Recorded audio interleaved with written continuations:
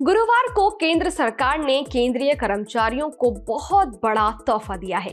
केंद्र सरकार ने 8वें वेतन आयोग के गठन को मंजूरी दे दी।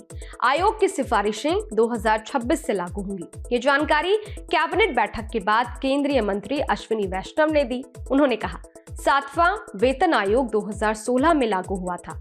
इसकी सिफारिशें 2026 तक जारी रहेंगी। 7वां वेतन आयोग 1 जनवरी 2016 से लागू हुआ था। इससे करीब 1 करोड़ लोगों को फायदा हुआ था। वेतन आयोग हर 10 साल में लागू किया जाता है। उम्मीद है कि मोदी सरकार 1 जनवरी 2026 से 8वां वेतन आयोग लागू कर देगी। इससे केंद्रीय कर्मचारियों का न्यूनतम वेतन और पेंशन बढ़ेगी। ऐसे में चलिए जानते हैं कि 8वां वेतन आयोग लागू होने से केंद्रीय कर्मचारियों की सैलरी और पेंशन कितनी बढ़ेगी। नमस्कार, मैं हूं अदिति शाह और आप देखना शुरू कर चुके हैं न्यूज नेशन डिजिटल। अगर जनवरी 2026 में 8वां वेतन आयोग लागू हुआ तो केंद्र कर्मचारियों का न्यूनतम वेतन 34,560 रुपए होने का अनुमान है। साल 2004 से जोड़ें तो नौकरी में 25 साल पूरे करने वाले कर्मचारियों का पहला बैच 2029 में रिटायर होगा। अब मान लीजिए 8वां वेतन आयोग लागू होने के बाद लेवल 1 के एक कर्मचारी की बेसिक सैलरी 34,560 रुपए हो गई, तो इसकी 50% रकम 17,280 रुपए होती है।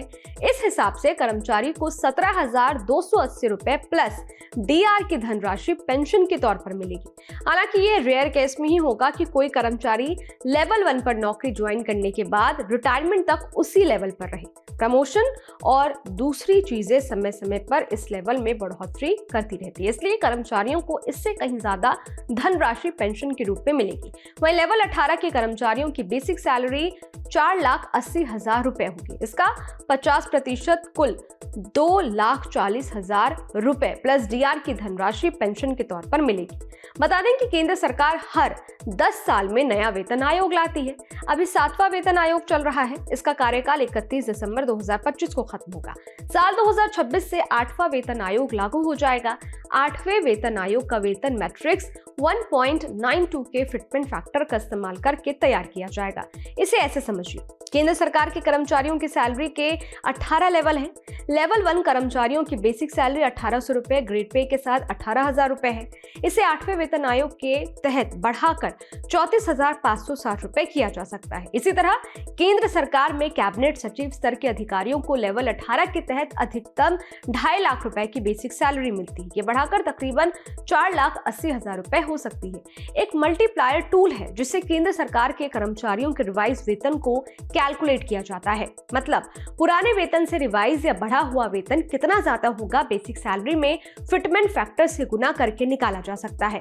7वें वेतन आयोग में इससे 2.57 तय किया गया था, जिसका मतलब है कि कर्मचारियों का नया वेतन पुराने वेतन का 2.57 गुना हो गया। फिटमेंट फैक्टर से नए वेतन को ऐसे कैलकुलेट किया जाता है, नई salary is equal to basic salary into fitment factor. इसे एक उदाहरण से समझिए। मान लीजिए किसी कर्मचारी की बेसिक सैलरी 10,000 है और फिटमेंट फैक्टर 2.57 है, तो revise salary is equal to 10,000 यानी कि 10,000 गुना 2.57 इज इक्वल टू 25,700। 8वें वेतन आयोग में फिटमेंट फैक्टर को बढ़ाकर 3 या उससे ज्यादा किया जा सकता है।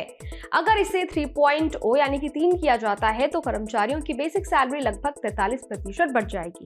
पहला सैलरी इंक्रीमेंट सरकारी कर्मचारियों और पेंशन भोगियों के वेतन और पेंशन में सीधे सुधार करता है। दूसरा, महंगाई के तहत बैलेंस, ये महंगाई के बढ़ते लेवल के साथ कर्मचारियों को आर्थिक राहत देता है। तीसरा, लाइफस्टाइल में सुधार, ज्यादा वेतन कर्मचारियों के लाइफस्टाइल को बेहतर बनाने में मदद करता है। उम्मीद है आपको ये वीडियो पसंद आया होगा। ये वीडियो आपको कैसा लगा कमेंट बॉक्स में जरूर बताइएगा। बाकी देश और दुनिया के तमाम खबरों के लिए देखते रहिए न्यूज नेशन, मेरे यानी अदिति शाह के साथ। शुक्रिया। न्यूज नेशन अब व्हाट्सएप पर खबरों की ताजा अपडेट के लिए न्यूज नेशन के इस QR कोड को स्कैन करें।